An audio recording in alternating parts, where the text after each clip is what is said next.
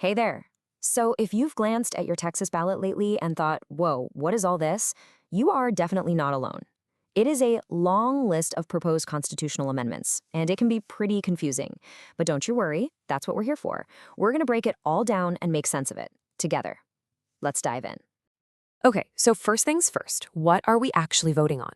This isn't about picking a candidate. Nope. This is about changing the actual fundamental law of the state, the Texas Constitution. It's a pretty big deal. And how many are there? 17. Yep, you heard that right. 17 different proposals for you to consider. That is a massive number. And honestly, it's no wonder it feels like a marathon just to read through it all.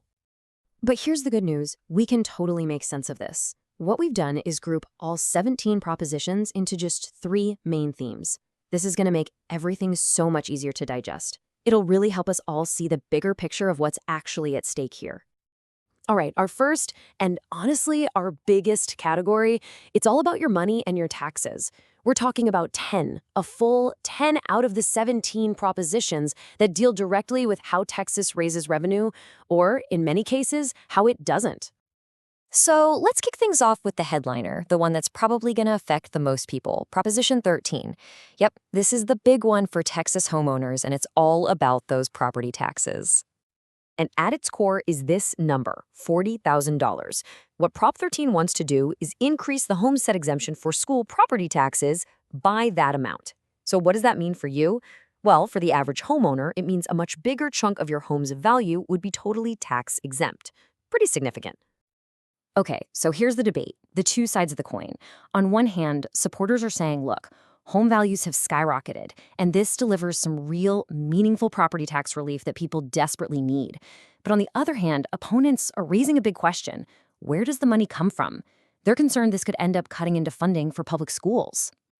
Now, beyond that huge proposal, we've got 3 others that offer more targeted tax relief.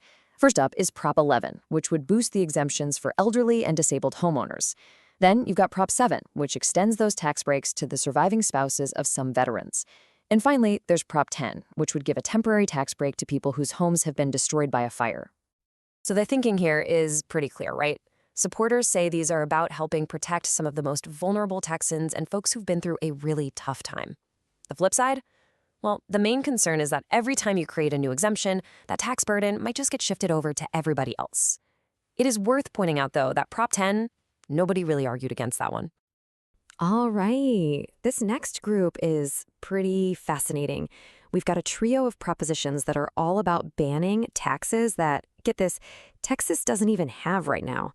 You've got Prop 2, which would ban a tax on capital gains. That's what you earn on investments. Prop 6 would ban a tax on stock trades, and Prop 8 would ban any kind of estate or inheritance tax down the road. And this really gets to a core philosophical debate. Supporters see this as playing the long game. They're saying, let's keep Texas competitive, let's protect wealth, and let's send a clear message that Texas is business-friendly. But opponents are asking, why are we tying the hands of future lawmakers? They argue that in some future crisis, leaders might actually need these tools, and we'd be taking them off the table for good. Okay, let's wrap up the tax section with our final 3. These are focused on businesses and landowners. Prop 5 is for retailers. It would exempt animal feed from property taxes. Then Prop 9 gives lawmakers the power to create new tax breaks for things like tools and equipment that businesses use.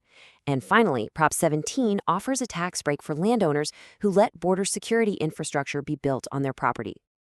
And this brings us right to the classic debate you always hear with these kinds of targeted breaks. On one side, supporters say, hey, this lowers costs for important businesses and helps us achieve specific state goals, like border security. But the other side argues that these exemptions just shrink the tax base that local communities rely on, and it kind of creates a system where some people get special treatment. Okay, deep breath. We're shifting gears now. We've talked a lot about cutting taxes. Now let's talk about spending money.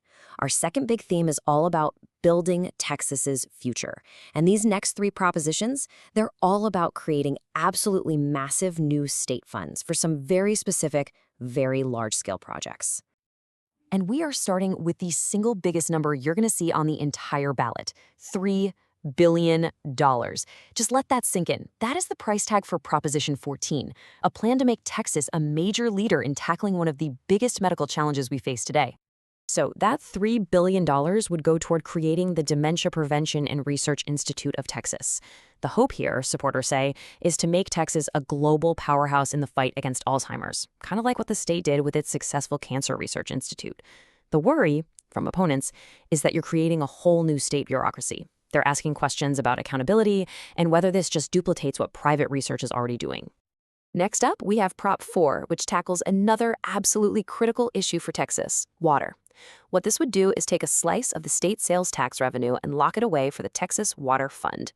That money would go to fixing old infrastructure and building new water projects. Supporters say this is genius. It creates a steady, reliable source of funding for something we all need. But opponents say, hold on, this reduces our flexibility. It locks up that sales tax money, and we might need it for something else down the road. And the last one in our big funds category is Proposition 1. This one's all about workforce training, getting people ready for high-demand jobs. It would create a permanent fund to help the Texas State Technical College system upgrade its facilities. Proponents say this is a no-brainer, a vital investment in our state's economy. The main pushback, though, is that it's just too narrow. It focuses on just one specific college system, not all the community and technical colleges across the state. All right, we've talked about money coming in and money going out. For our final theme, we're looking at the laws, rights, and rules of the state. This is kind of a grab bag, a really diverse group of 4 proposals that could change everything from how our courtrooms work to what happens in our classrooms. First up here is Proposition 3, and it's all about bail reform. Simply put, it would give judges the power to deny bail entirely to people accused of certain violent felonies if that judge thinks they're a threat to the public. Supporters say this is just a common-sense public safety measure, but civil liberties groups are pushing back, saying this could mean people who are still presumed innocent end up spending a lot more time in jail before they ever even get a trial. Next, with Proposition 12, we kind of turn the tables and put the focus on the judges themselves. This one would change the commission that's in charge of disciplining judges with the goal of more oversight and accountability.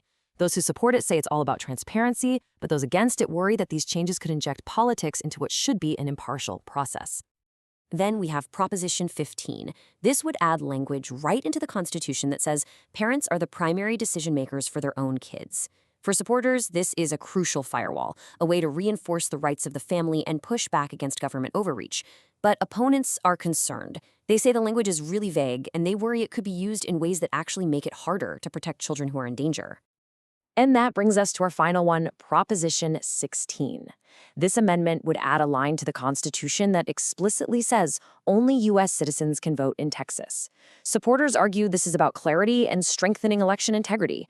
But opponents have a very simple counterargument. This is already the law. They say the amendment is totally redundant and serves more of a political purpose than a legal one. So, after all 17 of those, it really all boils down to one big question that you have to ask yourself. Are these amendments protecting Texas's future, its economy, its people, its values? Or are they limiting its options, tying the hands of future generations who will face problems we can't even imagine today? Ultimately, the answer to that is up to you.